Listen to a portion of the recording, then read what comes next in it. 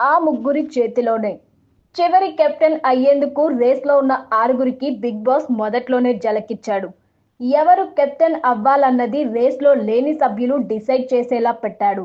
Captaincy రేస్‌లో లేని సభ్యులు బజర్ మోగినప్పుడల్లా వాళ్ళ ముందున్న కత్తిని తీసుకునేందుకు ట్రై చేయాలి. ఎవరైతే ముందుగా ఆ డాగర్ తీసుకుంటారో వాళ్ళు తాము కెప్టెన్‌గా చూడాలనుకుంటున్న సభ్యులకి తగిన కారణాలు చెప్పి ఆ కత్తినివ్వాలి. డాగర్ పొందిన కంటెండర్ ఈ హౌస్‌లో కెప్టెన్ అవ్వడానికి ఎవరు అర్హత లేని వారని భావిస్తున్నారో, ఎవరిని ఈ రేస్ నుంచి తప్పిస్తే తనకి కెప్టెన్ అయ్యే అవకాశం ఎక్కువవుతుందని అనుకుంటున్నారో వారిని సెలెక్ట్ చేసి వారి వెస్ట్‌పై డాగర్‌ని గట్టిగా గుచ్చి వారిని కెప్టెన్సీ రేస్ నుంచి ఎలిమినేట్ చేయాలన్నమాట. సంజనని పీకేసిన రీతు ఫుల్ కోటింగ్. మొదటి రౌండ్‌లో సుమన్ శెట్టి చేతికి కత్తి వచ్చింది. దీంతో ముందుగా రీతుకి కత్తి ఇచ్చాడు సుమన్.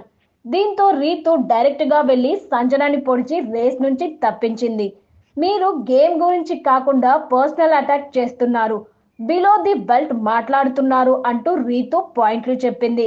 దీంతో సంజన మరోసారి ఫుల్‌గా కోటింగ్ ఇచ్చింది. ఇక్కడ పర్సనల్ ఏం లేవు. అయినా నువ్వు ఆడిన గేమ్ ఏంటి ఇన్ని రోజులు?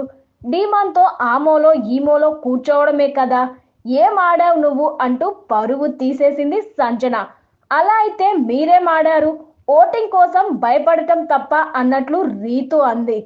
దీంతో నేను చిన్న చిన్న షోలు చేసుకొని ఇక్కడికి రాలేదు.